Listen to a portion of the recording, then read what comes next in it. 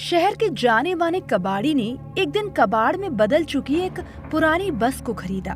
उसने बस को कबाड़ घर में लाकर खड़ा कर दिया और अपने यहाँ काम करने वाले मजदूरों से बोला, अरे कल सुबह होते ही इस बस को काट पीट कर कबाड़ के ढेर में बदल देना। इतना कह कबाड़ी अपने घर चला गया। उधर वहाँ कबाड़ के घर में मजदूर खा पी कर सो गए। आधी रात के वक्त एक बेहद डरावनी घटना घटी। सामने बिजली के खंबे पर अचानक चिंगारियां छूटने लगी और बिजली चली गई। घुप अंधेरा हो गया। अंधेरा होते ही कबाड़ घर में खड़ी उस पुरानी बस से किसी लड़के और लड़की के रोने और चीखने की आवाजें सुनाई देने लगी। हमें मत मारो, हमें छोड़ दो, कोई हमें बचा लो। ये आवाजें सुनकर मजदूर घबराकर बाहर की तरफ दौड़े और उन्होंने बाहर आकर जो नजारा देखा उसे देखकर वे सब चौंक गए। कबाड़ हो चुकी बस नई बस में बदल गई थी। उसमें रोशनी जल बुझ रही थी और अंदर से आने वाली आवाजें सुनकर ऐसा लग रहा था कि मानो बस के भीतर किसी लड़के और लड़की की हत्या हो रही है। वे सहायता के लिए चीख चिल्ला रहे हों। कुछ देर तक ऐसा ही नजारा दिखा और फिर एकाएक गायब हो गया। लाइट आ गई और सब कुछ पहले जैसा हो गया। नमस्कार दोस्तों, मैं हूं दीपिका और आप सुन रहे हैं दीपिका's फियर बॉक्स। इस घटना के सुबह होने पर जब कबाड़ी को इस विचित्र घटना के बारे में बताया गया तो वो हंसने लगा। उसे मजदूरों की बात पर यकीन ही नहीं हुआ, पर सच्चाई जानने की चाह उसमें भी जागी और अगली रात वो खुद कबाड़ घर में रुक गया। फिर आधी रात को वही खौफनाक घटना जब उसकी आंखों के सामने घटी तो उसके होश ही उड़ गए।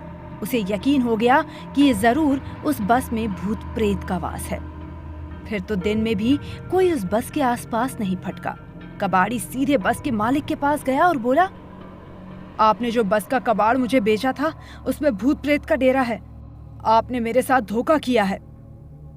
अबे तू किस जमाने की बात कर रहा है? क्या भूत प्रेत कुछ होते हैं क्या?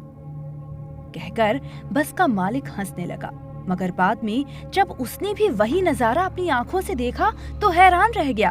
उसे भी भूत प्रेत में यकीन हो गया और वो गहरी चिंता में पड़ गया। वो रात तो मुश्किल से ही बीती, पर जैसे ही दिन निकला और सुबह हुई उसने तुरंत बस के उस ड्राइवर और कंडक्टर को बुलाया। उस ड्राइवर और कंडक्टर को जो कई साल पहले उस बस का आखिरी चक्कर लगाया है। उस ड्राइवर और कंडक्टर को जो कई साल पहले उस बस का आखिरी चक्कर लगा कर आए थे। जब उन्हें इस बस की भूतिया घटना के बारे में बताया गया तो वे भी चौंके और साथ ही किसी अनजाने डर से भी कांप गए, पर फिर खुद को संभालते हुए कहने लगे, अरे हम किसी भूत प्रेत को नहीं मानते, सब झूठ है, वहम है, और अगर सच है तो आज रात हमें भी दिखाओ। उस रात कबाड़ी और बस का मालिक वो दोनों ही कबाड़ घर में रुके। रात गहराई तो सब गहरी नींद में सो गए।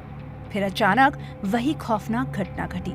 बस का ड्राइवर और कंडक्टर अचानक कहीं गायब हो गए और किसी के जोर जोर से चीखने चिल्लाने की आवाजें सुनाई देने लगी, पर अभी आवाजें बदल गई थी।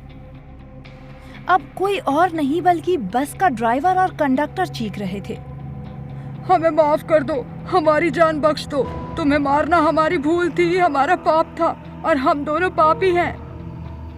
बस का मालिक और वो कबाड़ी जब तक वहां पहुंचे तब तक वे दोनों तड़पती आत्माएं उनका खात्मा कर चुकी थी। उनकी मौत हो चुकी थी और उनकी मौत के साथ ही उनके अपराध का सच भी सामने आ चुका था। कुदरत ने उन्हें उनके जुर्म की सही सजा दे दी थी। कुदरत के फैसले के बारे में आपकी क्या राय है? हमें कमेंट बॉक्स में जरूर बताएं। अगर आपके आसपास भी कुछ ऐसी ही घटनाएं घटी हैं तो हमारे साथ शेयर जरूर करें। साथ ही वीडियो को भी शेयर करना ना भूलें। बेल आइकन दबा लें और चैनल को सब्सक्राइब भी कर लें। धन्यवाद।